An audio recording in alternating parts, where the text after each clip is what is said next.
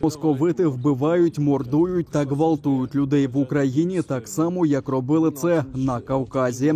Муфтій Криму Айдер Рустемов закликав імамів Кавказу, Татарстану та Башкортостану згадати своїх героїв та не брати участі у війні проти України. Тот, кто был убит, защищая свое имущество, умер свидетелем, заверил, то есть шахидом.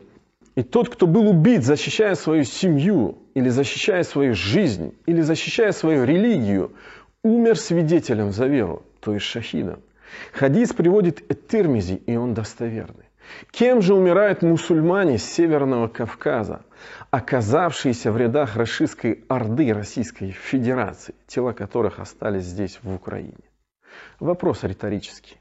Айдер Рустемов нагадав народам Кавказу, Татарстану та Башкортостану про столітні гоніння та винищення, яких вони, як і кримські татари, зазнали від московитів. Тому закликав бодай висловити свою незгоду та непокору. Например, каждый из вас, заручившись поддержкой обычных людей, представителей общины, может выступить с публичными заявлениями, осуждая эту дикую братоубийственную войну. Да, тем самым вы рискуете своей свободой и даже жизнью, но такова ответственность того положения и статуса, которым вас наделил Всевышний, посредством людей вокруг вас.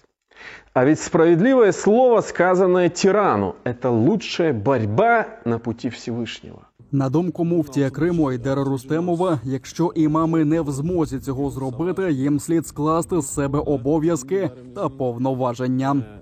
На индивидуальном, личном уровне необходимо игнорировать все повестки военкомата и под любым предлогом не идти в ряды вооруженных сил РФ.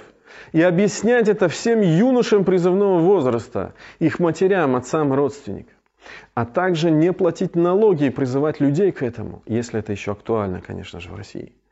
Те, кто оказался по невежеству и незнанию в рядах русской орды РФ сегодня, может по собственной воле сдаться в плен и, сославшись на данное мое обращение муфтия Крыма, просить у представителей украинской армии безопасности и защиты.